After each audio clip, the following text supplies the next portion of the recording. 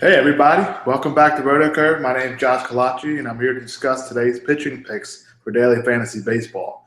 Now it's Wednesday in daily fantasy baseball, and what that means is there's always two slates.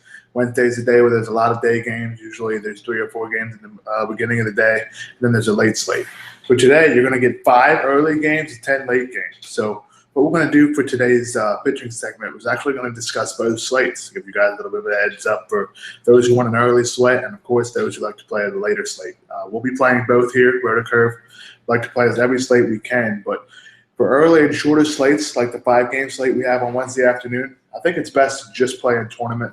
There's really not too many options and not too much variance to play in cash games for the first slate. So be sure to just maybe make a couple tournament lineups, maybe throw a stack or 2 in there and just hope you get a lot of points and maybe make yourself some money to play in the late slate. Now, this is a little bit of a new edition of the pitching segment if you're familiar with this here at RotoCurve. Usually we go through a couple aces, a couple guys that we do like, we don't like. But for today, I'm going to do it a little bit similar to what you guys have seen with Benny's video, with Benny's bats. And I'm going to detail some pitchers, some of their numbers, and kind of get into detail on what some of these guys have in terms of their matchup against and how their opposing pitchers looked or the opposing offenses look in terms of matchup and some of these pitchers' numbers. It'll give you a better feel of what we're looking at and how we do some research for pitchers. Now, that being said, let's get right into it. For the early slate, the first guy I want to talk about is Tyson Ross. Ross allows lefties to hit 251 with a WOBA, or weighted on base average, is what that means, for his of 320.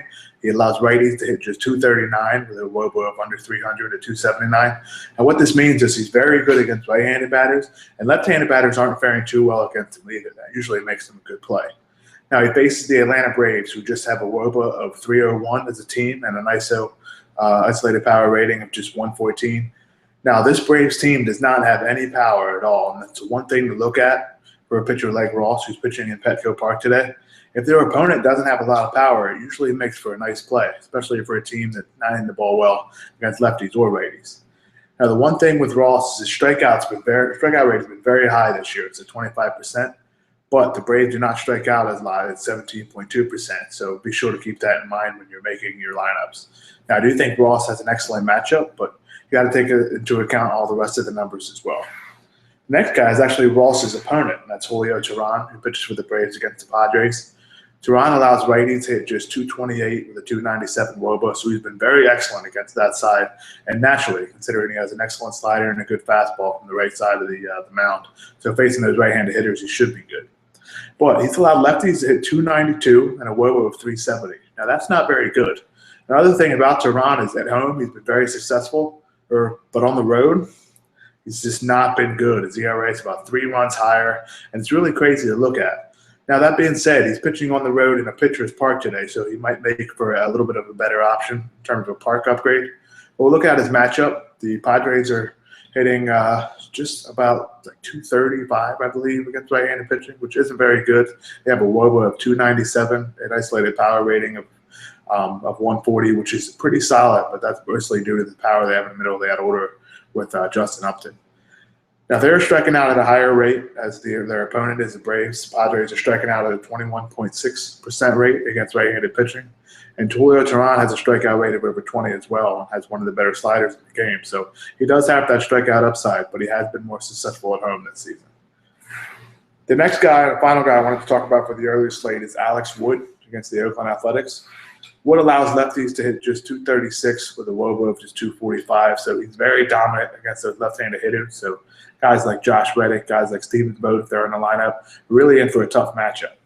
But righties against Alex Wood are hitting 291 with a 345 WOBA. So be sure to keep in mind that Oakland lineup, they like to use a lot of guys in splits like Josh Fegley, like Billy Butler, Danny Valencia is in that lineup now. So be sure to pay attention to see who's in that lineup before looking at a guy like Wood. The A's are one of the worst offenses in baseball over the last month. They have a weighted runs created, which is a stat that measures how guys get on base, how they score runs. It's really a big measure of the overall offense. But their weighted runs created is very low in the last month. I believe they're in the bottom 3 of baseball, so it's something to look at. The one thing with Wood is he doesn't strike out a lot of hitters. His strikeout rate is 18.1%, which is very low, and it's not something to really target in terms of pitching. but he does have the ability to get a win today, especially with the Dodgers facing Jesse Chavez, who is giving him a lot of hits and home runs to left-handed batters.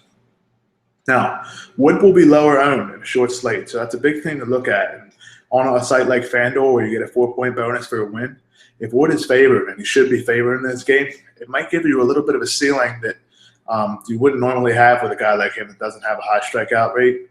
But if he can get a few strikeouts and he can notch 6 or 7 innings without allowing more than a run or two, that win can really push him over the edge. And at a cheap price, he could possibly get you those bats you need in a short slate to really build your score. I like him more on FanDuel because of the weight of the run or weight of the win personally. But on sites like DraftKings, FanDuel, Fantasy Feud, or DraftKings Fantasy Aces, Fantasy Feud rather, it doesn't really offer you too much as the win. It's not really as weighted heavily. That pretty much wraps up for the early slate. So let's get right into the late slate. Got a lot of good guys pitching tonight, so let's get right into it. The first one is Corey Kluber. He will be everyone's number one guy for the late slate. Of course, there's a guy like Dallas Keuchel there, but he faces the Rays who hit the ball very well off lefties. But Kluber, I think, is the top option. He has a 27% strikeout rate, which is absurd. He's one of the best in baseball. He has one of the best pitches in baseball, and that's a slider that really just dives away for right-handed hitters. The one thing about the strikeout rate is he faces the Red Sox today. The Red Sox have one of the lowest strikeout rates in baseball against right-handed pitching. I believe it's under 18%. And the fact is they've been hot. That offense has been on fire. And the one thing about them is they play in a very good hitter's park in Fenway Park. The very obviously the short porch in right field, the big wall in left field. And it makes for a tough park for pitchers to pitch in. So although Kluber is one of the better pitchers in baseball, I'm not sure he's a good cash option today because of the volatility at Fenway Park, especially with the fact that the Red Sox don't strike out too much and they've been hot. It might not be the best matchup for a guy like Kluber. The next one who I think everybody might be their second matchup or third, depending on how you value Keuchel, is Noah Syndergaard, pitcher for the Mets. He's one of the most talented pitchers in baseball. He has an excellent fastball, great slider, uses his changeup very well as well. So he's one of the guys that everybody likes to use every time he pitches. Now, his strikeout upside makes him a top play each week or each start every 5 days. And he gets the Orioles today, which is actually a boost for his strikeout numbers. The Orioles are one of the worst offenses in baseball in terms of striking out. But on the contrary, they're one of the best in terms of hitting the ball. They have a lot of power. They have a lot of guys at the top of the order that can really mash the ball, like Manny Machado. Chris Davis has been absolutely spectacular lately. And they added a guy like Gerardo Parra that really stabilized at the top of that order. And I think that's the reason why Syndergaard might just be a tournament option again today, because he does have that strikeout upside in a matchup. But with that offense absolutely crushing the ball, I think it's really hard to target a guy like that. And one thing with Syndergaard, he's excellent at home at Citi Field, but on the road, he has an ERA of just about 5, so be sure to keep that in mind. The two guys left that I wanted to talk about in the late slate. The first one's Daniel Norris. Norris has gotten a lot of chatter about pitching for today. He's a very cheap option, left-handed pitcher facing a National League team in a National League park. So the one thing about a guy like him is if he's cheap, you can afford your bats. So let's look at his numbers. Daniel Norris has allowed lefties to hit 265 with a 370 WOBA in his career. I decided to use his career numbers because this year is too much of a small sample size. Righties have hit just 256 with a 329 WOBA in his career. So that shows he's actually very good against righties, and that's due to his changeup, which is a plus pitch in the minor leagues. He faces the Cubs today. And the Cubs have a very high strikeout rate against lefties and righties, but it's over 24% against lefties. So that's a big thing to look at if you're looking at tournament play. Now, Norris had a very high strikeout rate in the minor leagues. I believe he was striking out 13, 14, or even 15 strikeouts per 9.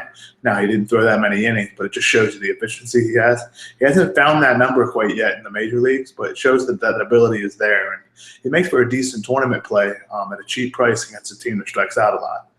Now, that being said, the Cubs can hit the ball at any time. They do have a very low average. They have a relatively low slugging percentage. But when that offense gets hot, it gets hot in a hurry. So be sure to remember that. Last guy I wanted to discuss was Ubaldo Jimenez, right-handed pitcher for the Baltimore Orioles. He allows lefties to hit 239 with a 311 WOBA. Those are excellent numbers for a right-handed pitcher against left-handed batters. The righties are hitting just 271, which is a very high number, but a WOBA of just 317. So it shows that Jimenez is really just giving up singles to both sides of the plate, which is a very beneficial thing for a pitcher if you're picking them for your lineups. He faces the Mets, who have one of the worst weighted on base averages in baseball, just 296 against righties, and an isolated power number of just 136. But those numbers are a little misleading, and I'll tell you why. The Mets have added some really solid bats since the trade deadline. Obviously, Yoenis Cespedes, Kelly Johnson's been a good pickup for them. They have some guys that have hit the ball very well, and it might be skewing that overall seasonal number. So you might want to look at how the Mets have done since that, and they've actually been one of the better offenses in baseball. Now, the one thing about the Mets is they do strike out a lot, strike out over 20%, close to 21% against righties. And Jimenez has a strikeout rate of over 21%. I believe it's close to 22%, which is a really good threshold for a right-handed pitcher. Now, the one thing with Jimenez and Norris, who I mentioned before, they're very cheap on Fantasy Feud. And if you guys have played there, you get a lot of money in terms of cap. And what you can do with them is you have to pick 3 pitchers. But if you get 3 cheap pitchers, you can pretty much use any power bats that you want. And that's the way to win on Fantasy Feud. The one thing about them is they've been running a qualifier for their big tournament that they have. I know last night they had a $55 qualifier that had a lot of overlay. And a few weeks back, they had a $1,000 qualifier for those of you with massive bankrolls who wanted to play in that. And all these qualifiers, they have the $1,000 one, the $55 one, and even some cheap ones too. So if you wanted to play in a qualifier that has a lot of overlay, head over to Fantasy Feud because it's a good way to potentially enter a big contest without really having to break your bankroll in chasing these qualifiers. For those of you that haven't signed up, be sure to take advantage of RotoCurve's referral program for Fantasy Feud. If you go over to Fantasy Feud and use the referral code CURVE, you get a $100 deposit bonus, or 100% deposit bonus rather, of up to $500.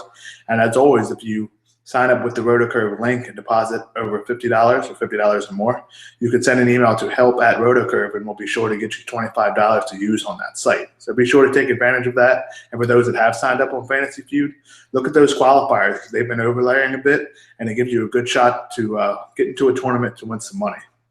Now, those are my pitching thoughts for today. So be sure to remember to look at the bottom of the screen for the notes to recap a bit of what we just talked about. And as always, use the rest of the tools here at RotoCurve to win you some money for today during the day slate and the night slate. So good luck, everybody, and let's win some money on a Wednesday night. Have a good day.